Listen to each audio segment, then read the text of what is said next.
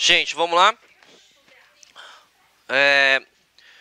Os protocolos para finalizar nossa aula, a parte de protocolos, de envio de e-mail é o SMTP, mas o que pode cair no seu concurso e pode complicar um pouquinho é o POP e o IMAP. Como eles têm especificidades, eu coloquei imagens, porque a imagem fala mais que 1000 palavras, tá? O POP, você vai marcar na sua prova que ele é o Ctrl X. Qual que é a função do Ctrl X? Eu quero escutar recortar, fala. Qual que é a função do Ctrl X? Recortar. Mas o que é o recortar? Muito bem, mover. Então o que acontece? Existem pessoas que trabalham, vão para casa, mas a empresa não sai da pessoa. E o que acontece? Isso pode fazer com que ele pegue vírus na casa dele, ou que uma informação seja vazada, ou seja monitorada. Para isso, as empresas configuram o recebimento de e-mail, né, as caixas de mensagens, com o tipo POP. O que significa isso na prática? Vocês vão enviar um e-mail para mim, certo? O servidor, vamos pegar um servidor qualquer, Gmail. Ele vai pegar e vai transferir somente para uma máquina. Por exemplo, vai transferir para o meu notebook lá da universidade. Então, toda e qualquer mensagem vai estar armazenada naquele notebook específico. Se, por exemplo, eu for tentar acessar meu e-mail aqui da instituição da LAC, eu não vou ter acesso aos meus e-mails, porque todos os e-mails estão atrelados naquele notebook. Tudo bem? Então, por que é Ctrl X? Ele move do servidor para uma máquina específica. Tudo bem? Bom, só que, por exemplo, como eu tenho que coordenar alguns cursos e eu sempre estou em movimentos, eu estou aqui na instituição, eu estou dando aula em pós-graduação, eu preciso ter acesso ao meu e-mail. Mas eu não posso configurar o protocolo POP. Eu tenho que configurar o protocolo IMAP. O IMAP ele é um Ctrl C. Esse aí não pode errar, né? O que o Ctrl C faz? Uma cópia. Então, o que acontece? Vamos pegar o mesmo caso. Você enviou e-mail para mim, correto? Ele vai ter uma cópia no servidor, que todo e qualquer dispositivo que solicitar vai criando cópia. Então, ele deixa uma cópia no meu notebook, deixa uma cópia no tablet, deixa uma cópia aqui no notebook da instituição e qualquer outro dispositivo. Quer ver um exemplo clássico? Todo mundo tem smartphone, sim ou não? Vocês têm um aplicativo do Gmail no seu celular? Você tem acesso ao seu e-mail? Você consegue navegar lá na sua casa e tem acesso ao e-mail? Pergunta de prova, que protocolo é esse? Beleza. E se você configurasse no seu celular o POP, o que ia acontecer? Somente no celular teria acesso ao e-mail. E isso é bom? Depende. Se você for uma pessoa que viaja muito, que precisa da informação a todo momento, é ruim, né? Vamos começar a responder questões agora.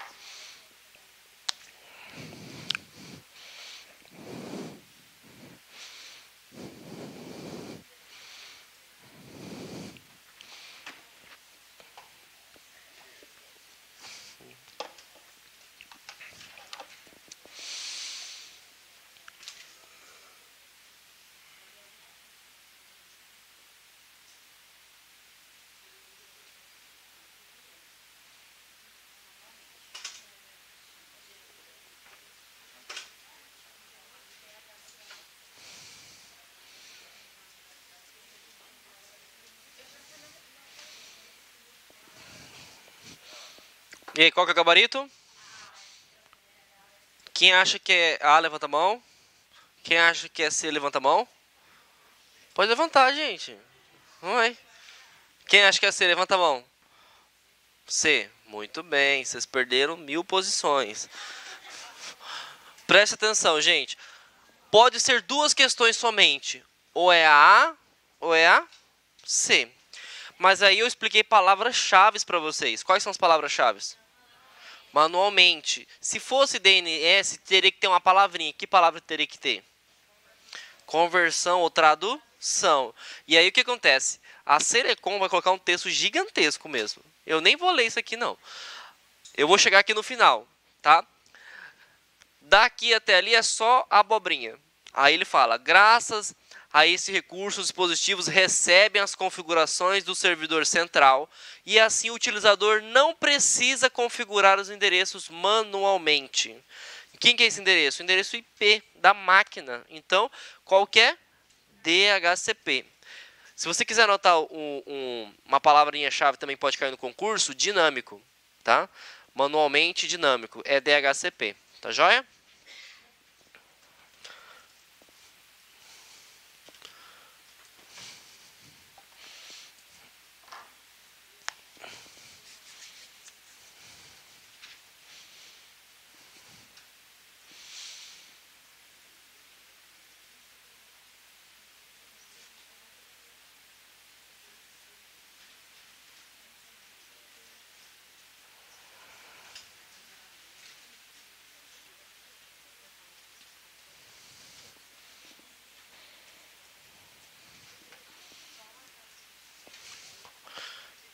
E aí, qual que é o gabarito? Letra C. Alguém marcou C? Levanta a mão. Tranquilo. Quem marcou B? Muito bem. Alguém marcou diferente disso? Então por que não levantaram a mão? Marcou qual? Como que você não marca? Você tem que... E olha que essa questão é desse tamanho, né? Se fosse a outra, eu até concordava com você. Misericórdia. Então vamos lá. Quem marcou a alternativa B está correto. Gente, alternativa C. Algum momento ele falou de navegar na internet?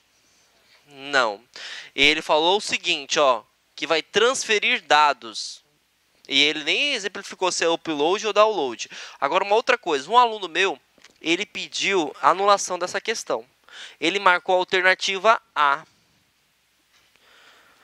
E aí o que acontece? Vai existir questões que vai estar 100% correta, vai existir questões que está 50% correto. Nós aprendemos que o TCP/IP não é a Constituição Federal? É um conjunto.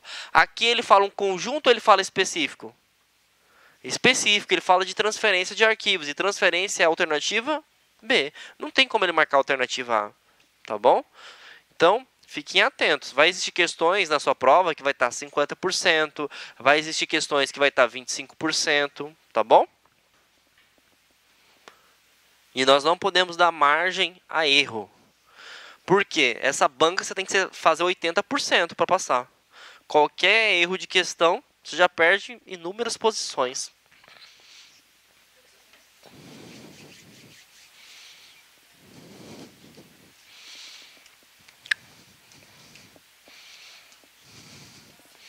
É a C? Misericórdia, você marca C, voltei embora.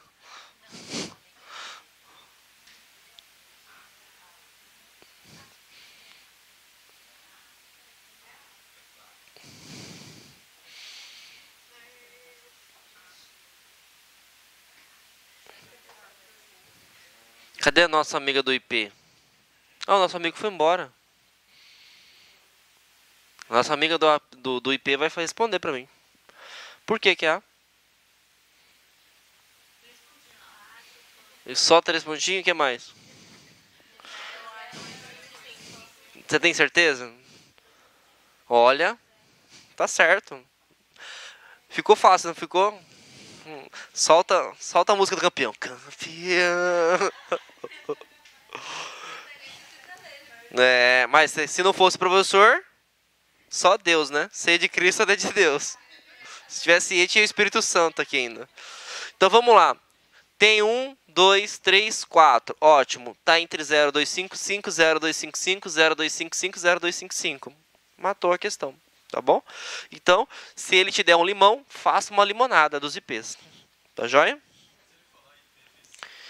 O IPv6 ele não vai falar que o IPv6 é muito difícil. Nem eu sei. Pra você dar noção.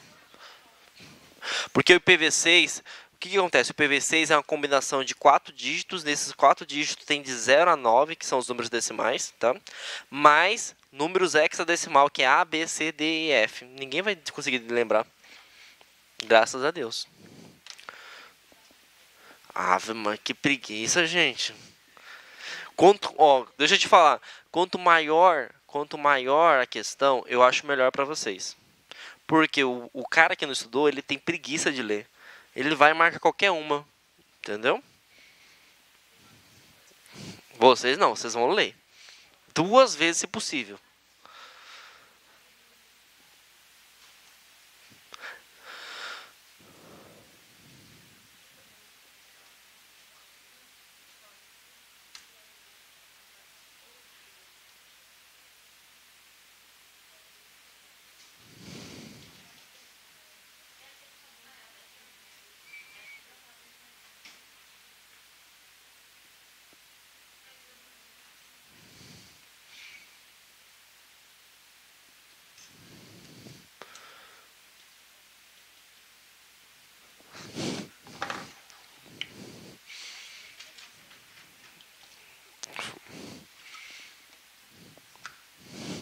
Saindo fumaça aí, né?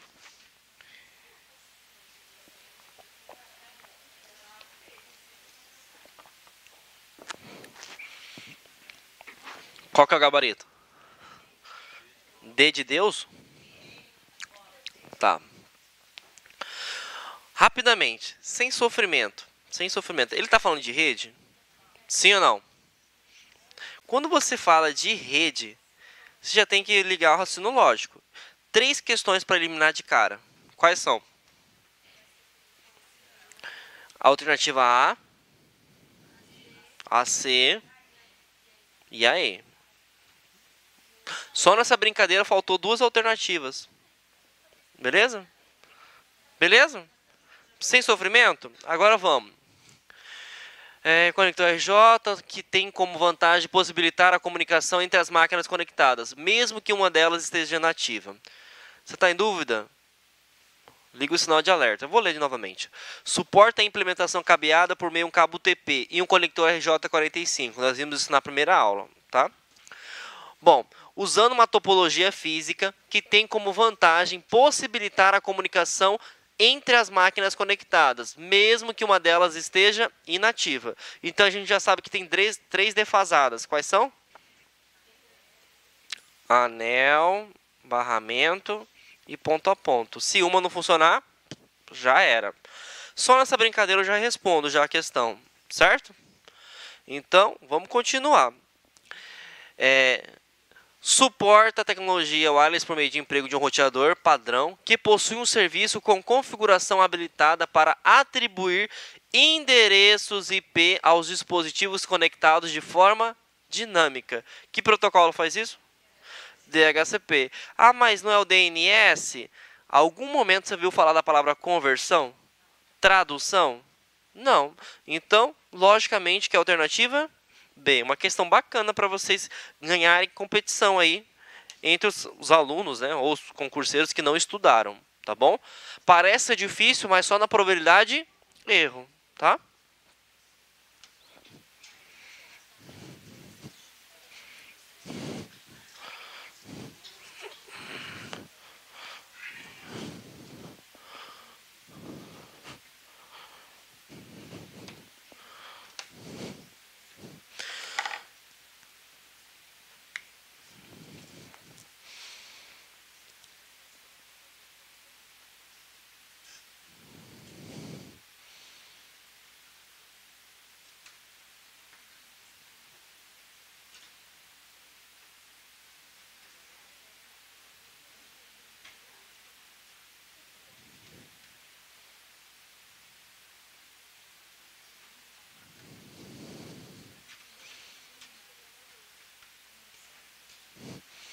Verdadeiro ou falso? Beleza. Muito bem. Agora percebam, se eu retiro essa palavrinha aqui, ficaria verdadeiro ou falso agora? Falso, porque se são apagadas é o Ctrl X, e Ctrl X não é IMAP, é o POP. Vejam que o não pode derrubar a sua aprovação, tá? Vamos lá. Computação em nuvem, o Cloud Computer. O que significa isso? Você armazenar um sistema, um arquivo ou um aplicativo em um local distante geograficamente. Para você compreender bem esse conceito, em 2001 aconteceu uma tragédia. Que tragédia foi essa? As Torres Gêmeas. Naquela época, então, os empresários eles tinham como foco o seguinte: eu ter um andar atendimento e o outro andar superior eu coloquei os data centers. O avião veio e o que aconteceu? Bateu e destruiu tudo. Tanto a parte de atendimento quanto a parte de data center. E informação não tem, eu acho, eu acredito. Né? E aí, infelizmente, lembra que eu falei que é o ser desumano? O ser humano ele fica 1, 2, 3 dias de luto. No quarto ele quer saber do dinheiro dele, do equipamento dele. Se não entregou é processo, o problema é seu. Então várias empresas vieram à falência. Só que a computação em nuvem já existe muito tempo anterior. Só que a sociedade, não só brasileira, mas como sociedade mundial, nós somos retroativos. A gente só muda realmente, literalmente, né, se acontecer uma catástrofe ou uma tragédia.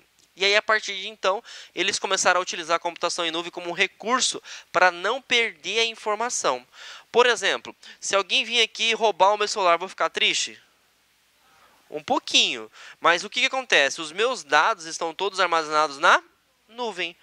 Então, se eu pegar um outro celular, por exemplo, eu vou lá fazer o login, sincronizar e vou retornar tudo. Exemplo clássico, todo mundo tem um WhatsApp? Se você configurou, normalmente vem configurado para ter o backup online, roubou o seu celular, você comprou um outro aparelho, vinculou o seu usuário, retorna-se todas as mensagens. Por quê? Está na nuvem. Tudo bem? Eu vou sincronizar contatos. Toda vez que você salva um contato, já deixa padrão para salvar direto no e-mail. Por quê? Se você salva no chip, perdeu os dados. Tudo bem? Nem sempre as operadoras conseguem armazenar isso. Conseguiram entender o conceito de computação em nuvem? Agora vamos para as características. Essa imagem é muito interessante, porque percebam, tem vários tipos de dispositivos. Eu tenho desktop, servidores, eu tenho Smart TV, eu tenho tablet, eu tenho smartphone, eu tenho notebook. Então percebam, a computação em nuvem ela é multiplataforma, seja física e seja lógica. Por exemplo, se eu tenho um iPhone, eu tenho um equipamento. Se eu tenho um iPhone, eu tenho o iOS, que é um sistema operacional. Se a colega, por exemplo, tem um S10, ela vai ter o aparelho do Galaxy, que é da Samsung. E o sistema operacional é Android. Então percebam, é diferente, mas todos nós dois, ou todo mundo que esteja aqui na sala, tem acesso à nuvem. Só que tem um porém. Para todo mundo ter acesso à nuvem, precisa do quê? Internet. Somente disso. Tendo internet, você tem acesso à nuvem. Perfeito? Se eu fizesse outra colocação, a computação em nuvem ela é como se fosse a energia solar. No início, o investimento é muito caro, mas depois você consegue ter, digamos assim, o custo-benefício. Por quê? Se você não tem a computação em nuvem numa empresa, por exemplo, você vai ter que ter no mínimo 2 servidores, porque se um queimar, o outro tem que continuar. Como são 2 servidores, eu preciso de ter o quê? Várias, digamos assim, vários ar-condicionado. No mínimo 2, na verdade. Porque se um queimar, o outro tem que continuar. Esse ar-condicionado não pode parar, então ele precisa de energia. Se a energia parar de funcionar, precisa de no-break. E aí eu tenho que ter 2 links de internet, porque se um parar, o outro continua. E aí de grão em grão, você vai começar a fazer as contas, vai dar um valor X. E aí, 50 mil, 100 mil, 200 mil anual. E se você gastar 100 mil no início, depois você paga só o quê? Só a internet, não precisa pagar mais nada. Então, o custo-benefício da computação em nuvem é viável, assim como a energia solar. Tudo bem? Pode falar. Não, é infinito. Nada na vida é infinito. Vai do seu bolso.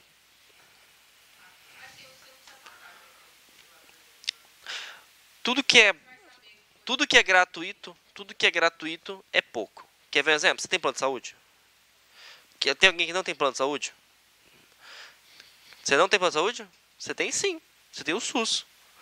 Seu último suspiro.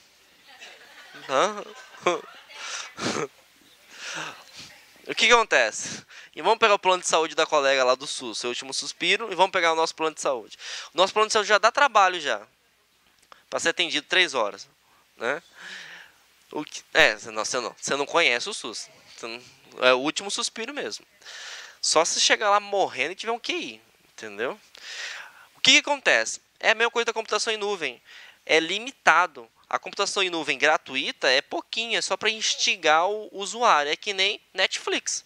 Netflix ela te dá tudo bam durante um certo tempo e depois corta, né? Que é os 30 dias. Já a computação em nuvem, só para você ver como que é interessante. E outra coisa, já que nós colocamos em computação em nuvem, poderia cair no concurso público o seguinte: quando você salva ou armazena os arquivos, você vai armazenar fotos, vídeos, séries de artistas famosos? Não, né, gente? Tem gente que faz isso. Utiliza toda a nuvem para colocar música, né? Calypso, pelo amor de Deus, latino. Ou então pega da Marília Mendonça e vai colocando lá o CD inteiro. Não, gente, isso aí você consegue buscar em qualquer lugar da internet. O arquivo em nuvem é do quê? Aniversário de 15 anos, aniversário de filho, documentos pessoais, entendeu? São coisas sigilosas que não vai conseguir encontrar em qualquer lugar na internet. Tudo bem? Vamos responder essa questão? Ficou de graça isso aí agora, né?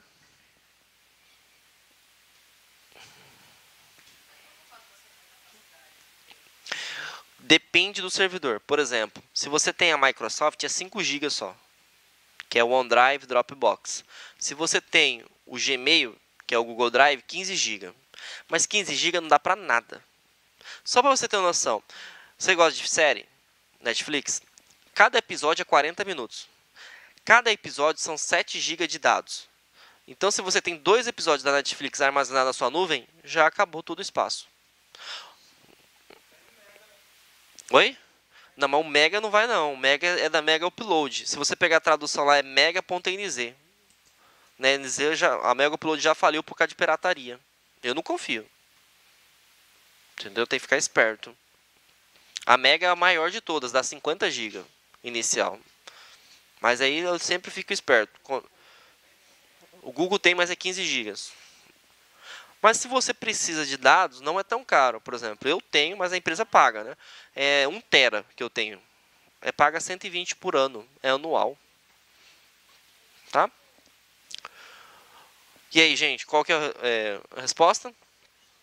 Verdadeiro ou falso? Quem acha que é verdadeiro, levanta a mão. Parabéns.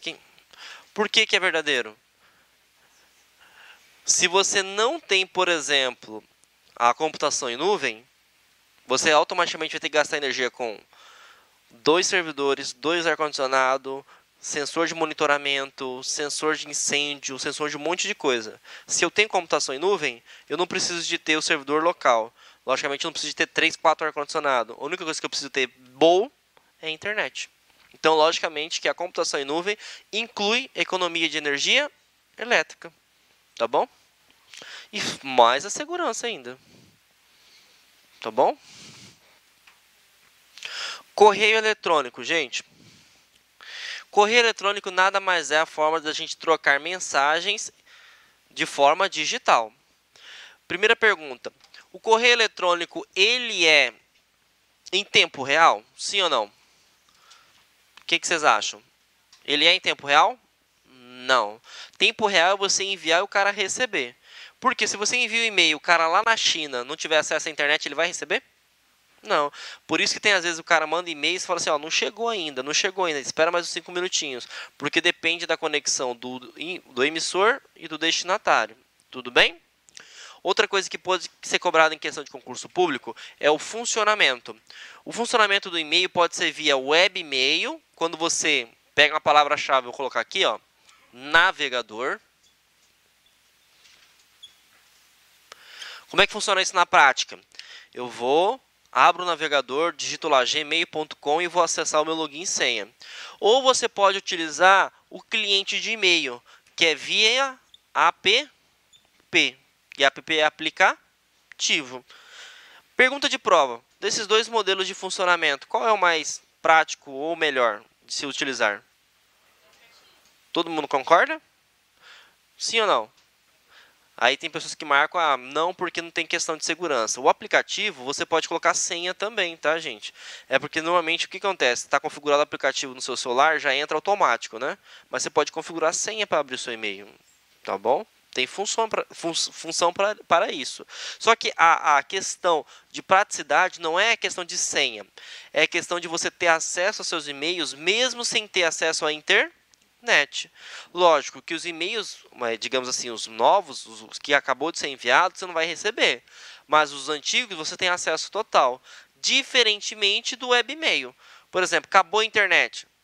Eu tenho que acessar meu e-mail. Eu vou conseguir acessar o e-mail que o meu chefe enviou semana passada? lascou. Agora, se eu estou utilizando o aplicativo, eu consigo ter acesso? Sim, até o momento da queda da internet eu tenho acesso total. Perfeito? Então, isso que é a diferença, tá? E aí, no concurso público, quais são os e-mails que caem? O Outlook ou o Thunderbird, que é a mesma coisa, tá? Thunderbird. Mas isso cai mais na CESP. Nas outras são sempre o Outlook. Bom, caixas de mensagens. Caixa de entrada. Toda vez que alguém falar o seguinte, verifica se você recebeu o e-mail, aonde que você vai? Caixa de entrada. Aí você vai na sua caixa de entrada e não viu o e-mail. Aí nós vamos ter uma pegadinha, tá?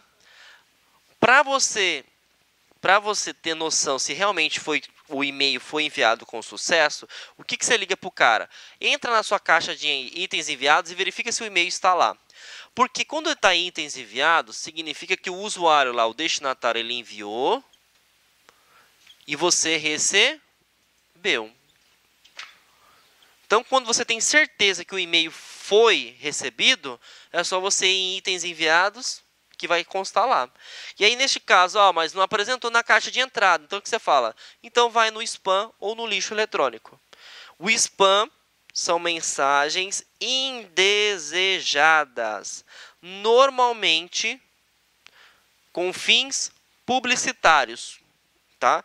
Se ele falar o seguinte, o spam é a caixa de mensagens que você vai deletar todos os vírus que existem. Não. Normalmente, dentro do spam pode ter um vírus, mas a ideia principal é bloquear e-mails indesejados, propagandas, etc. Tudo bem? Sim ou não? O lixo eletrônico, gente, que é a lixeira aqui, por exemplo, é o que você exclui. Então, por exemplo, recebi um e-mail, não quero saber desse e-mail. Então, você vai lá e exclui esse e-mail para a lixeira. Tudo bem? Pergunta de prova. A lixeira é um local temporário? Sim ou não? Sim. Você exclui lá. Ai, meu Deus, exclui o e-mail acidentalmente. O que eu faço? Vou e restauro. Outra coisa. A lixeira, um e-mail que você enviou vai ficar por tempo definitivo lá? Não. Os mais antigos são automaticamente eliminados. Você define quanto tempo aquele e-mail fica na lixeira? Não. É conforme você vai enviando. Vai chegar um momento que ela vai lotar e ela automaticamente elimina os mais antigos. Perfeito? Bom, agora vamos para a grande jogada. Diferenciar esses três aqui, tá? Itens enviados significa que você enviou e o cara recebeu. Rascunho. O que é rascunho? É um e-mail que está em edição. Você não enviou ainda. Então, a palavra-chave é edição. Toda vez que você cria um e-mail, por exemplo, acho que é 30 segundos, não me lembro o tempo, ele já automaticamente salva em rascunhos. Tudo bem? Bom, caixa de saída, que é uma pegadinha que pode cair no seu concurso público. Caixa de saída, você enviou o e-mail. Só que o destinatário não recebeu. Não recebeu. E aí, pode existir alguns probleminhas. Você pode estar sem acesso à internet ou o cidadão, o destinatário, está sem acesso à internet. Só que o que acontece? Quando voltar a internet para mim ou quando voltar a internet para o destinatário, o próprio gerenciador de e-mail, que no caso é o Outlook, ele já faz automaticamente. Ele envia o e-mail, uma vez enviado, ele sai da caixa de saída e vai para itens enviados. Conseguiram entender a ideia? Então, se eu enviei o e-mail e o destinatário recebeu, aonde fica armazenado? Enviados. Se eu enviei o e-mail e o cara não recebeu o e-mail, seja por problema na internet minha ou seja por problema de conexão do usuário, do destinatário, ele fica em caixa de saída. Conseguiram entender a ideia? Perfeito. Falei de lixeiras e itens excluídos, né? E aqui, por último, o RSS Feeds, a caixa de mensagem do demônio, tá? É verdade. Se você entra num site, ele vai aparecer bem na esquerda. Preste bem atenção. Deseja receber notificações? Se você clicar ali, é o botão do demônio. Você vai receber tanta mensagem de propaganda que toda hora o seu e-mail vai ficar lotado. Quer ver um exemplo? Você tem Facebook? Tá tudo lá. Você tem que ir lá no Facebook e desabilitar. Alguns, só que aí é alguns, tá? Você acessa o e-mail, lá no final do e-mail aparece assim, cancelar notificação ou cancelar recebimento, algo do gênero. Só que as empresas são espertas, né? Não vai colocar ali porque você vai querer cancelar, logicamente.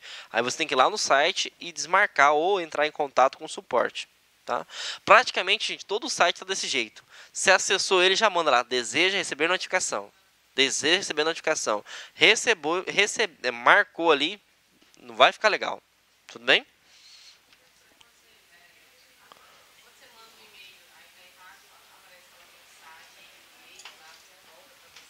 Vou explicar agora. Tudo bem? Bom, envio de e-mail, tá, gente? Pode falar.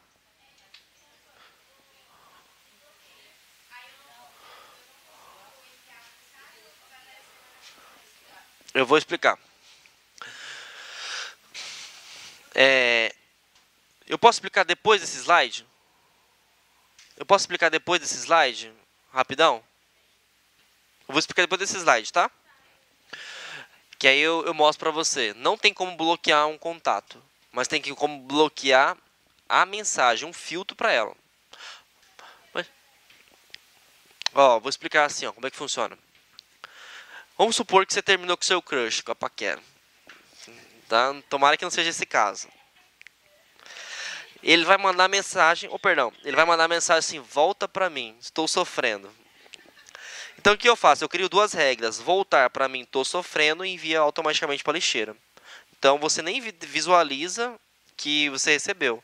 O e-mail ele vai chegar para você, mas o Outlook automaticamente vai pegar e falar assim, ó, o ex não quero saber, lixo. Não, você pensa que não está recebendo e-mail, mas o Outlook ele faz esse processo automático. Sim, mas não um usuário específico, até porque o Outlook sabe. Se ele quer voltar, ele vai criar vários e-mails fakes. Então você cria a regra. Ele não cria contato específico. Por exemplo, sim, sim. Mas você tá namorando com quantos? Tá terrível, hein? Você entendeu?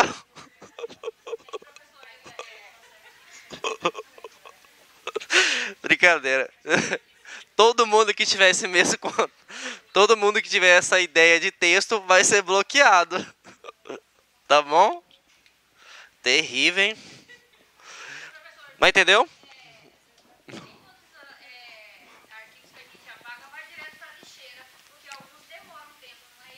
Não. Você apagou, vai para lixeira. Agora, lixo eletrônico. Não entendi.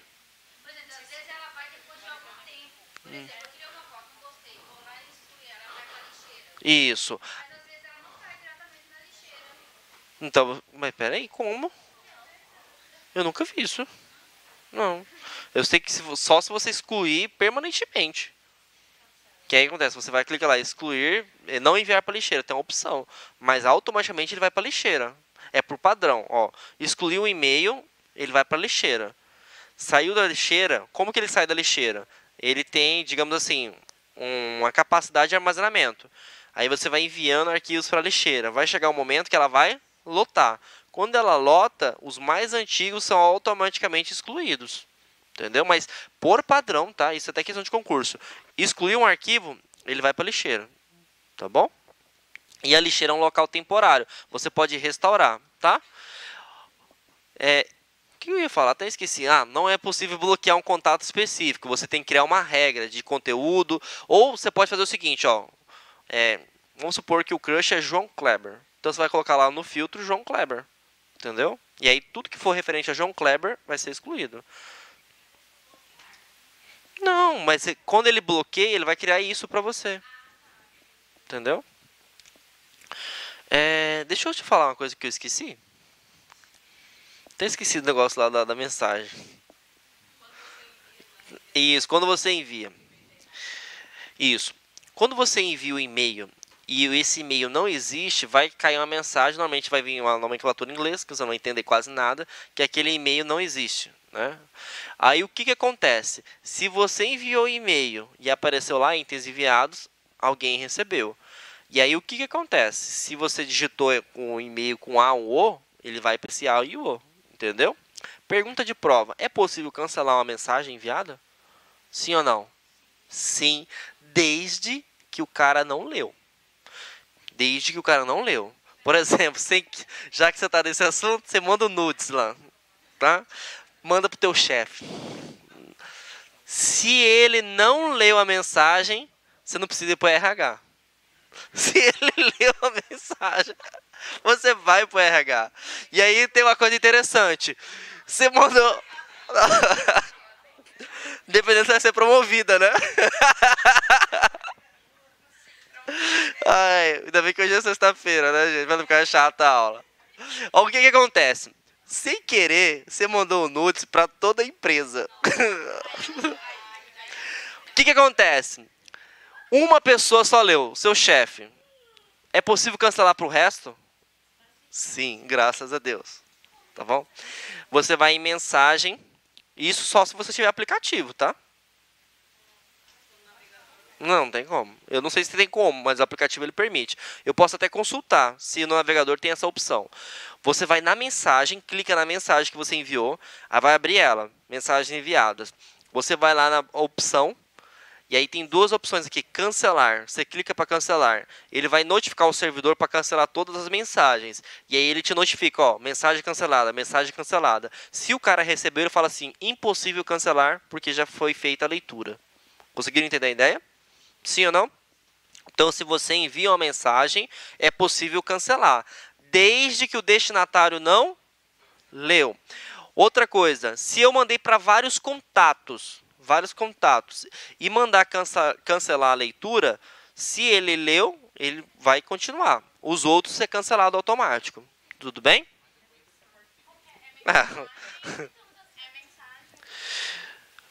No Outlook, você vai em mensagem, clica nela 2 vezes. Aí vai aparecer a opção. Mas aí tem que ver, mas você tem que fazer o teste se você enviou. Então cancela lá. Vai na mensagem, clica em opções, cancelar leitura, tá? Ou cancelamento de mensagem. Pode falar.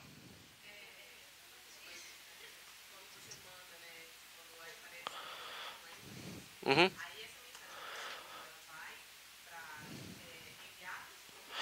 Não, ele dá erro. Não existe, não tem como você enviar. A pessoa não existe e não recebe. Isso. Não. Não. Não. É como se fosse o seguinte. Precisa ter o professor João Kleber se não tem aluno? Vamos supor, abrimos um curso de informática. Não matriculou ninguém. O que o Luiz fala? Manda uma mensagem para mim, ó, cancelar.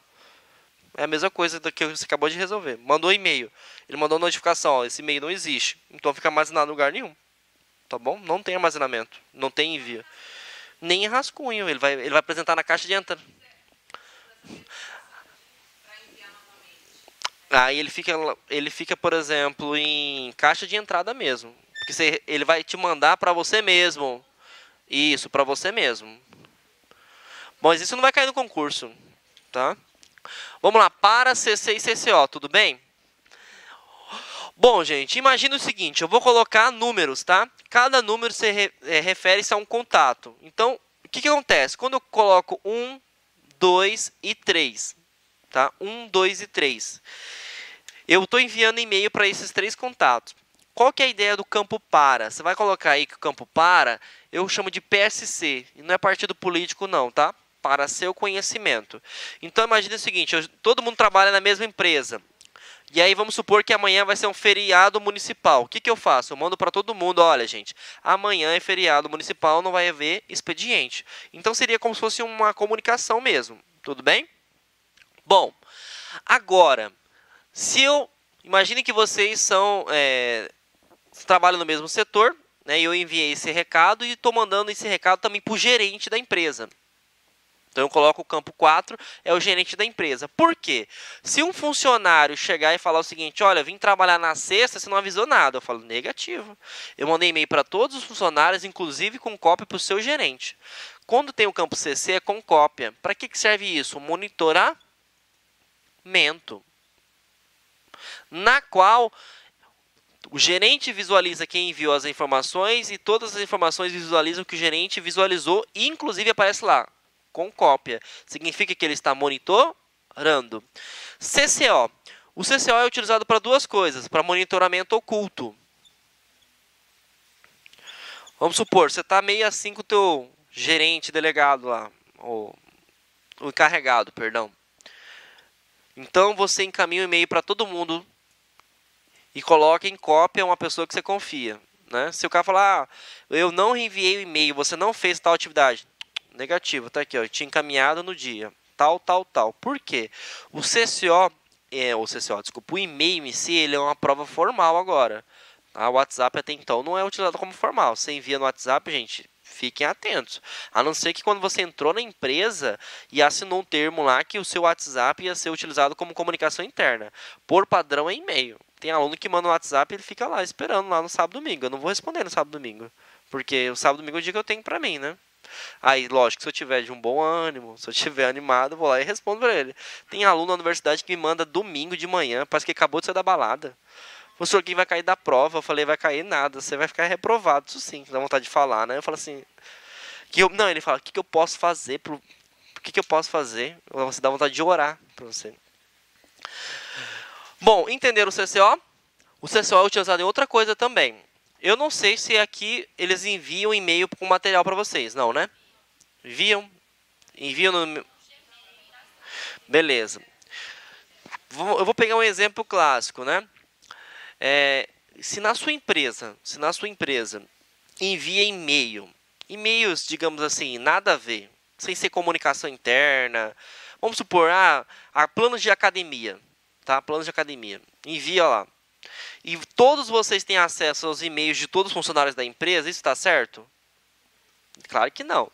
Porque hoje a gente trabalha com o ser desumano. Por exemplo, a menina da secretária lá, o cara começa a dar em cima dela. E ele não tem contato nenhum com ela, só o contato visual. Aí você manda o e-mail dela, era tudo que ele queria na vida. Entendeu? O que você tem que fazer? Você tem que mandar com cópia oculta. O que seria com cópia oculta? Todo mundo recebe o mesmo e-mail, como se fosse uma lista de transmissão no WhatsApp, só que ninguém vai saber quem foi. Conseguiu entender?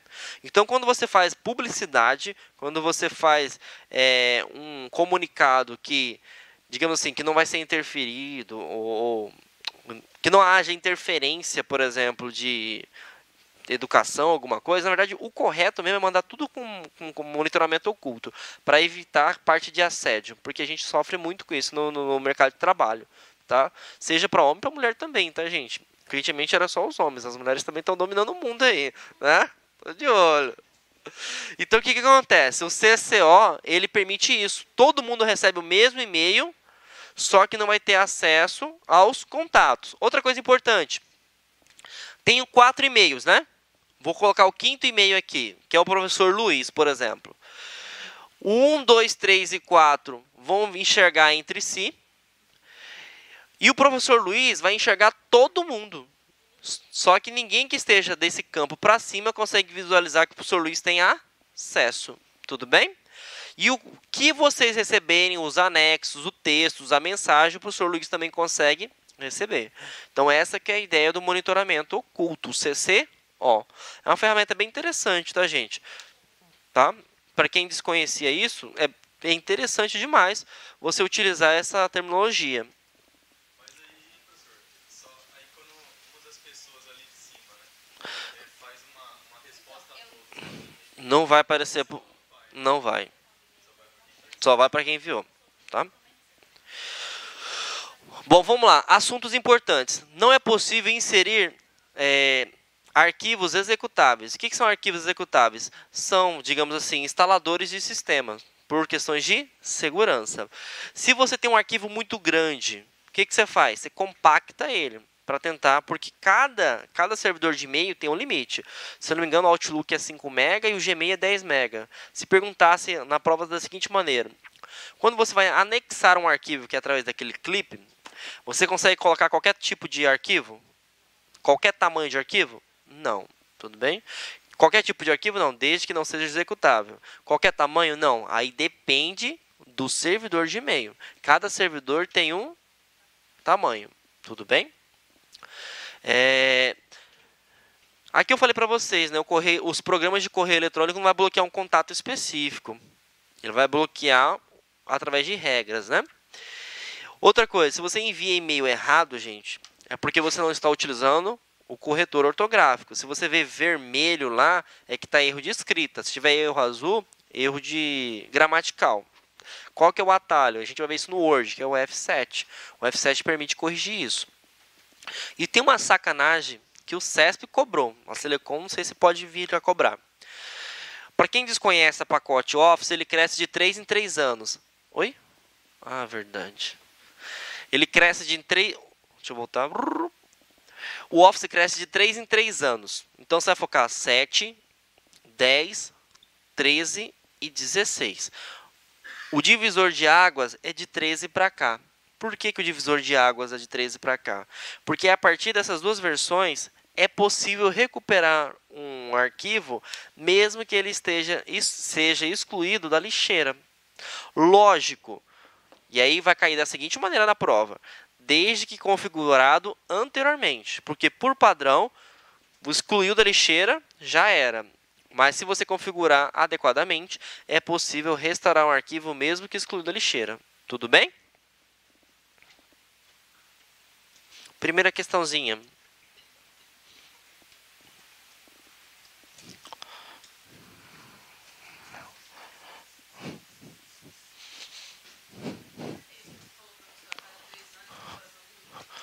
Não, o Office. O Office. Então, tem o Office 2000. Em tese vai estar saindo uma versão. Em tese, né? Mas não cai. Por isso que eu tô te falando, o dos novos. A Celecom, ele pega o mais antigo possível. Eu não entendo porque a prefeitura coloca as coisas antigas. Entendeu?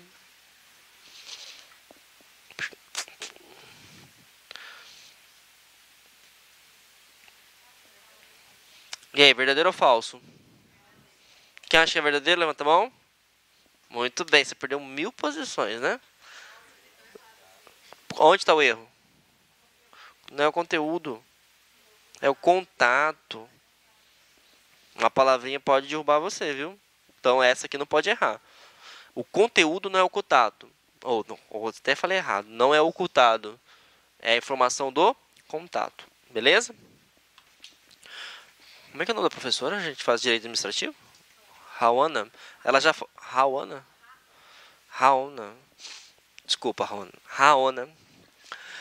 Ela já ensinou para vocês o LIMP? O que é o LIMP? Legalidade.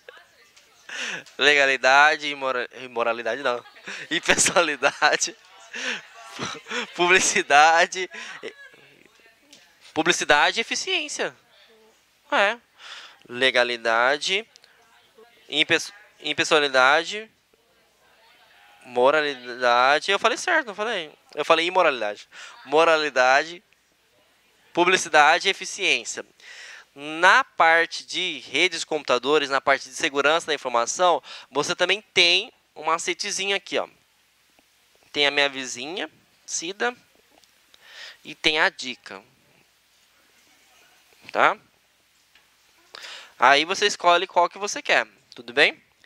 Por quê? Disponibilidade, integridade, confidencialidade e autenticidade. Ou confidencialidade, integridade, disponibilidade e autenticidade. A ordem dos fatores vai alterar o resultado, mas você precisa saber quem são os princípios. Primeira coisa, o Bodão da aula de português, né? Ele já explicou sobre fonética. O que é fonética?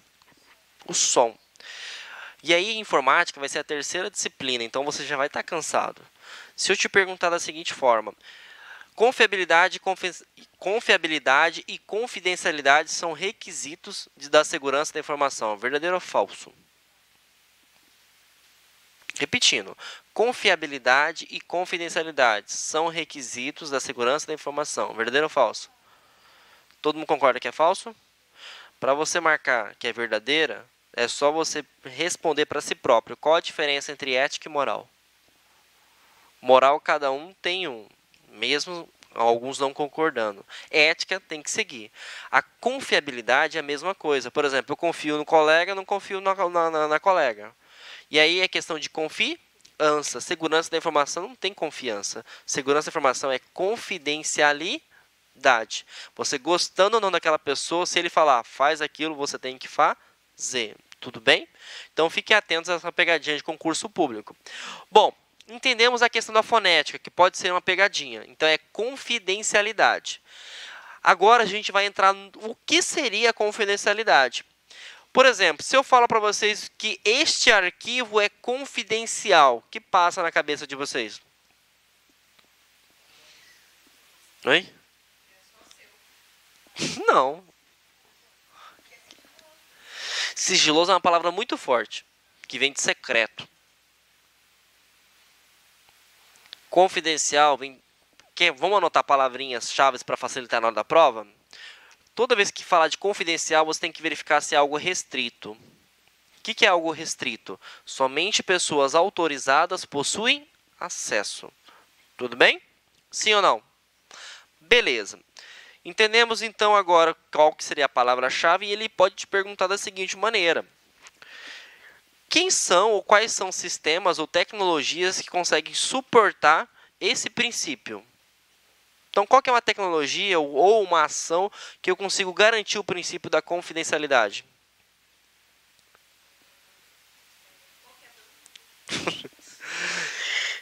Qual que é a solução, a tecnologia, um serviço ou sistema que consegue garantir o princípio da confidencialidade? Não, internet é um tipo de rede. Criptografia, muito bem, o que mais? Senha, quem falou senha? Muito bem, o que mais? Hoje alguém, por exemplo, no banco, você coloca senha? Digital. Só que o termo correto na prova é biometria. E essa biometria não pode ser só digital, porque a gente foca tanto na digital que esquece do resto. Tem íris, retina, tem facial, geometria palmar, tá bom? Voz. Então, tudo isso são formas de identificar. E somente pessoas autorizadas, logicamente, pessoa com a parte do corpo humano, que vai conseguir ter acesso. Perfeito? Sim ou não? Tranquilo.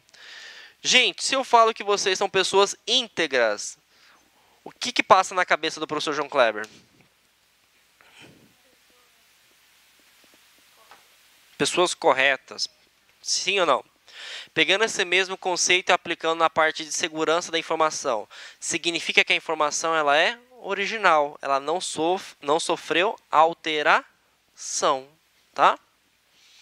Então, palavra-chave, alteração. Tudo bem? Quais são os princípios, soluções e tecnologias que conseguem garantir isso? O princípio da integridade. Que é... Não, como é que é o nome disso? Que você acabou de falar. Isso aí é parte. Criptografia. O que mais? Certificado digital. O que mais? Assinatura digital. Tudo bem? Então ele consegue garantir que a informação não seja alterada. Tá bom? Disponibilidade. Palavrinha-chave. Acesso. Então ele garante que a informação ela pode ser visualizada a qualquer momento. Que recurso garante isso? Internet é rede. Servidor, o que mais? Computação em nuvem, backup, que é cópia de segurança. Então, sempre quando falar assim, equipamentos redundantes, que é o caso, 2 servidores, computação em nuvem. Então, sempre quando falar dessa forma, que a informação sempre está disponível, é o princípio da disponibilidade. E a autenticidade? Qual que seria a palavra-chave? Fonte. Então, o protocolo HTTPS é um exemplo de autenticidade? Sim ou não? O que vocês acham? Sim, porque ele tem um certificado digital. E o que o certificado digital é? Uma terceira pessoa falando que aquele site realmente ele é verídico. Tudo bem? E aí a gente aprendeu segurança da informação em poucos minutos. Então perceba, ele pode cobrar 3 coisas para vocês. Ele pode cobrar quem são os princípios, palavras-chave para facilitar na hora da prova e também pode perguntar quais são as soluções que garantem isso. Tudo bem? Bom, engenharia social. Normalmente, gente, quando comete-se um ataque, esse ataque ele não é feito de um dia para o outro, né? As pessoas pensam, vou roubar um banco hoje, vou hackear o banco. Não, não é isso. Na verdade, o termo correto é craquear, né? Quando você vai cometer um ato dessa magnitude, você tem que planejar. Assim como um crime também que você utiliza no mundo físico, sei lá, um assalto, enfim. O que acontece? Quando você vai cometer um crime cibernético, as pessoas não conseguem craquear simplesmente assim, vou invadir agora o FBI, do nada. Não, não tem como, entendeu? Você tem que planejar. E sempre a gente ataca 2 pessoas, na verdade, 2 categorias. Pessoas que trabalham na limpeza e pessoas que trabalham na questão da portaria, que são pessoas normalmente, não desmerecendo, tá, gente, que não têm conhecimento técnico sobre informática. E aí essa imagem ilustra bem o que seria isso. Que é o quê? A senhora, que é a supervisora da limpeza, imagina que está falando com um cara bonito, um cara bem vistoso. E aí o que acontece? O bandido hoje não usa mais, igual meu pai é militar, né? Você, por exemplo, você bate o olho e já sabe que o cara é bandido porque ele tá olhando a barreta, a camisa da Argentina, short tectel e andando abanando o peido, assim, ó. Você já sabe que ele é bandido de cara, né? Mas não existe mais isso. Hoje o bandido está do nosso lado, usa óculos, tá de terno, ele fala inglês, né? Ele é político. Então o que acontece? O que acontece? As pessoas têm que saber que a segurança da informação depende de todos. Por isso que eu falei que não existe nada seguro. Quer ver um exemplo clássico? Normalmente empresas de limpeza ou empresas de segurança são terceirizadas, né? E aí não é culpa deles, é falta de treinamento. Né? Simplesmente joga ele lá e se vira. E eles têm acesso livre nas salas de diretoria, porque eles têm que fazer a limpeza, né? E aí o usuário deixa o computador ligado. E o ser humano ele já é curioso por natureza. E aí ele pode começar, tá ligado, vou acessar a internet aqui. Vou baixar um filminho, vou baixar um joguinho. E aí, a partir disso que começa. Só que, lógico, esses aí já são mais espertinhos, né? Ele começa a falar, aí ele chega lá, bem vestido, com um crachá falso. Dona Luzia, pelo amor de Deus, eu esqueci de enviar um e-mail pro chefe, ele vai me demitir. Você pode me emprestar seu usuário rapidinho, só para eu mandar esse e-mail? Senão eu vou perder o emprego, eu tenho um filho pequeno, pelo amor de Deus, me ajuda. Eu falei assim, não, acessa a minha máquina aqui, tá o meu usuário, mas depois você desloga, tudo bem? Eu falei, tudo bem. Se lascou. Instalei um vírus lá, vou roubar todos os dados dela, depois eu roubo do gerente e assim por diante. Então, percebam, o fato de você persuadir a pessoa é a engenharia social. Eu precisei de algum sistema para roubar a senha da pessoa? Não. E aí o que acontece? A engenharia social não está só ao fato de enganar. Gente, rede social, por exemplo, tem gente que até briga comigo. Faz tempo que eu não publico as coisas na rede social, porque assim, depois que a gente tem filho, a gente fica meio muito assim, né? Eles sabem aonde sua filha estuda, o horário que ela sai. Os bandidos hoje pesquisam as vidas de pessoas vulneráveis. Então, por exemplo, meu pai é militar, né? Então, meu pai, assim, a minha criação sempre foi meio que rígida demais. Então, o que acontece? Olha como é que esses caras são vagabundos. Desculpa usando a palavra. Eles sabem quem são as pessoas ricas daquele bairro e sabe quando eles viajam. Por quê? Vai no Facebook, todo mundo posta, partiu RJ, partiu RJ. Não tem ninguém na casa, vamos fazer um limpa. É isso. Então, assim, eu sei que a gente é imediatista, né? Eu vou postar uma foto aqui no Store. Aí posta, não tem ninguém, eles roubam. E isso é engenharia social. Ele não precisou de um sistema, simplesmente o usuário passou toda a informação. E aí por isso que é importante, senha é intransferível. Intransferível. Porque você pode acabar com uma empresa. E aí o que acontece? Quando você passar no concurso da prefeitura, gente, vai ser sempre aquele carinha, empresta aí que eu tô longe. Não empresta. É melhor você ser visto como chato do que aconteceu uma caca. Porque, por exemplo, lá na universidade, se for um usuário de um professor meu que fez caca, eu vou demitir ele ainda por justa causa, por de ser besta. Por que que vai compartilhar? Ainda mais sendo um cara de TI. Entendeu? Porque, assim, é complicado hoje. Você pode fazer inúmeras assim, ações para proteger. Mas se o usuário final não entender a importância disso, não adianta de nada. Tá bom? Tranquilo? Então vamos responder a questão. Não é o sistema, infelizmente é o usuário.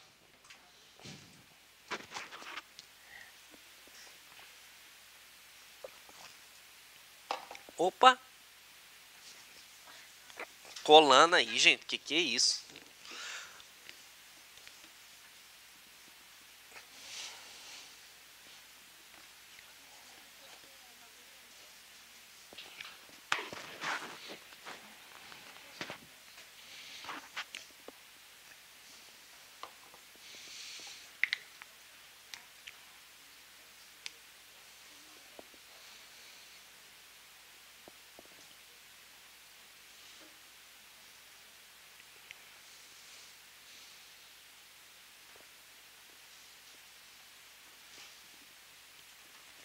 E é verdadeiro ou falso? Todo mundo concorda que é verdadeiro? Não concorda? O que é redundante? Por exemplo, vocês estão fazendo redação? Ainda não? Normalmente o usuário é computador. O aluno, ou o concurseiro, ele reprova na redação porque é redundante. O que é redundante? O que você acabou de falar no parágrafo 1 já está no parágrafo 2. E para a informática, a redundância é legal, porque se parar um serviço, o outro funciona. Então, o que são equipamentos redundantes? São 2 servidores, computação em nuvem. Então, por isso que a questão está correta. Tudo bem? Mais uma.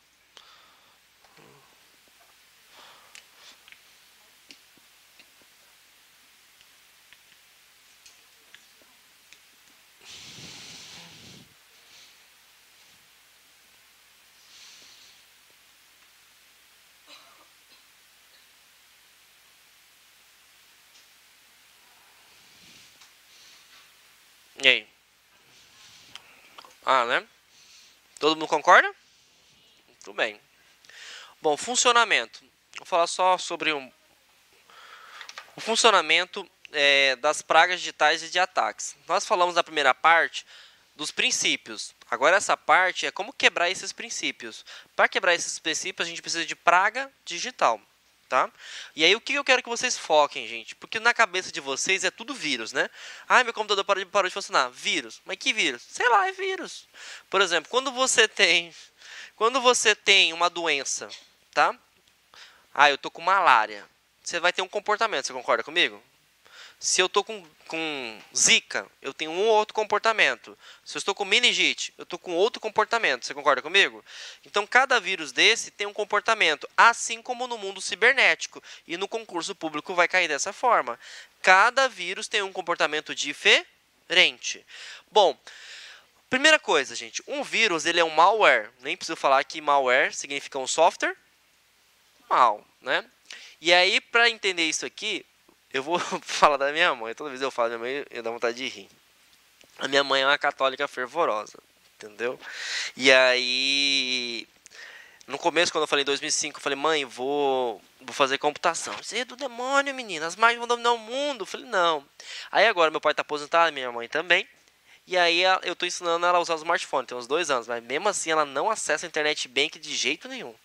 Eu falei, mãe, faz 1 ano que eu não vou no banco. Não, eu vou no banco, eu tenho que ver o gerente lá. Vai que hackeia o meu celular. Eu falei, não é hackear, é craquear. Me respeita, menino. Sou sua mãe ainda. Eu falei, então tá bom, mano. Eu falei, vem aqui, mãe. Conversei com ela. Vamos instalar o Internet Bank no seu celular? Não vou instalar. Por quê? Porque o vírus pode entrar no meu celular e roubar todos os meus dados. Tudo que eu ganhei na vida vai jogar fora? Negativo. Eu falei, mãe, você acessa pornografia? Ela quase deu um tapa ali em mim. Eu falei, você acessa pornografia? Me respeita, João Kleber. Você acessa pornografia? Responde. Eu falei, mãe, se você pensa 2 segundos, você acessa. Então, aonde que eu quero chegar? Aonde que você pega vírus? Em 2 locais. Sites para adultos e sites para criança. Sites para adultos é pornografia. sites para criança mesmo baixar aplicativos. Porque se você coloca, por exemplo, uma mulher pelada, um homem pelado, o cara dá mal de Parkinson para dar zoom para ver tudo. Se tem alguma falha é o Photoshop, né? Nossa! Né? O homem olha assim, o homem fica olhando, a mulher é a mesma coisa. Aí se você põe, por exemplo, de uma criança, se você coloca lá, jogue aqui, clique aqui para iniciar o jogo, dá mal de Parkinson na criança, chega a quebrar a tela. Então por isso que o maior disseminador de vírus do mundo hoje são sites para adultos e sites para crianças. Por isso é que eu recomendava o seguinte, por exemplo, se você tem criança pequena em casa, não utilize o mesmo celular ou o tablet que a criança utiliza. Por quê? A criança, na inocência, pode baixar um vírus. Então, vai lá, compra uma barrelinha e deixa. E outra coisa importante, tá? Por exemplo, o meu celular é facial. Por quê? A minha filha tem 3 anos, mas ela já sabe ver a senha pela gordura do dedo. Essas crianças, estou te falando, essas crianças são terríveis. E quando você coloca de dedo assim, por exemplo, pior ainda, porque consegue ver na hora. Então, facial lascou a vida dela agora, entendeu? Aí ela fala, papai, não está funcionando. Acabou a bateria, filha. Acabou a bateria, entendeu? Mas aí compra um tablet para ela acessar. E ainda coloca bloqueio, tá bom? Então, conseguiram entender? Beleza. Bom, eu falei que os vírus não entram no computador, sim ou não?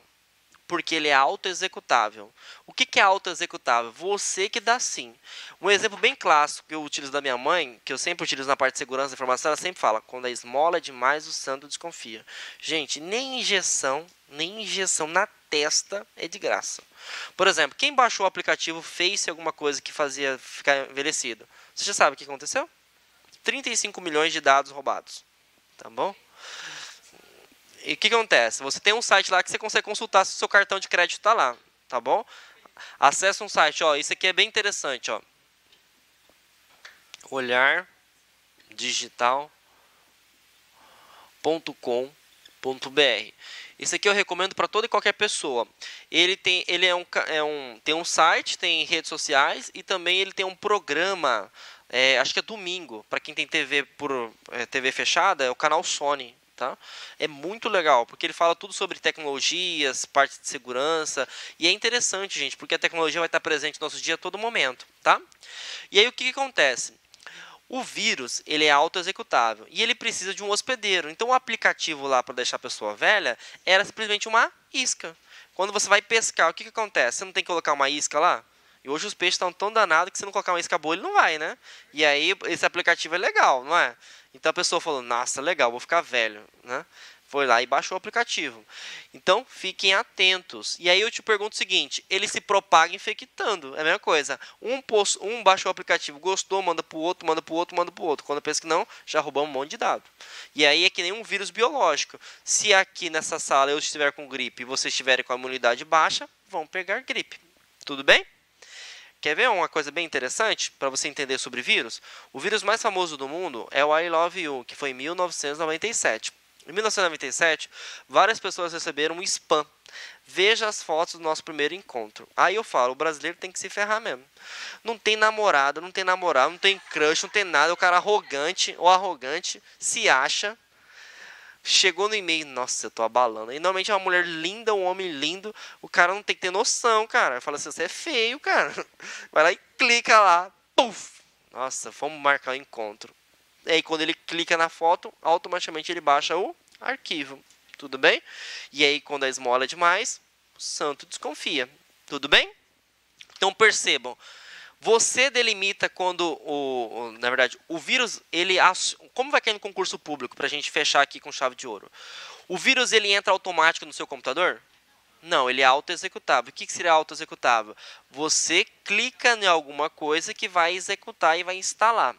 E o vírus, ele precisa de um hospedeiro. O que é o hospedeiro? Uma isca, uma imagem, uma foto, uma publicidade. Tudo bem? A título de curiosidade, isso pode cair tanto em informática quanto atualidades. Nenhum órgão público entra em contato por você por e-mail pedindo atualização de senha. Ou simplesmente você inserir dados pessoais via e-mail. Se você recebeu e-mail também de pagamento de código de barra e desconhece isso, não vai. A não ser que você cadastrou, por exemplo, no site da operadora de telefonia para receber via e-mail.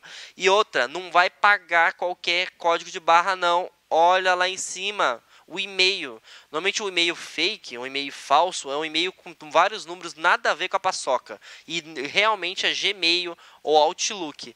Se não tiver lá, @ por exemplo, da minha empresa, vivo.com, você não vai pagar um negócio desse, entendeu? Porque isso aí é engenharia social. As pessoas têm acesso aos nossos dados a qualquer lugar. Você fez concurso público? Ah, eu fiz. É só você dar um Google lá, isso já aprenderam a pesquisar. Coloca o CPF do cara, já aparece o nome da pessoa, sexo, data de nascimento, RG e CPF. Então, com esse mundo tão conectado, não existe a palavra privacidade. Tudo bem? Vamos finalizar, porque aí a gente continua a parte de vírus mesmo na outra aula, porque aí a gente pega a ideia. Tudo bem, gente? Na próxima aula a gente vai falar sobre vírus, tá? E a parte de segurança, que é firewall, antivírus, e a gente começa a parte do Word também. Tudo bem? O Excel não dá tempo de colocar. O Excel vai ser na quarta, tá bom? Que seria Excel e PowerPoint. Tá bom, gente? Brigadão.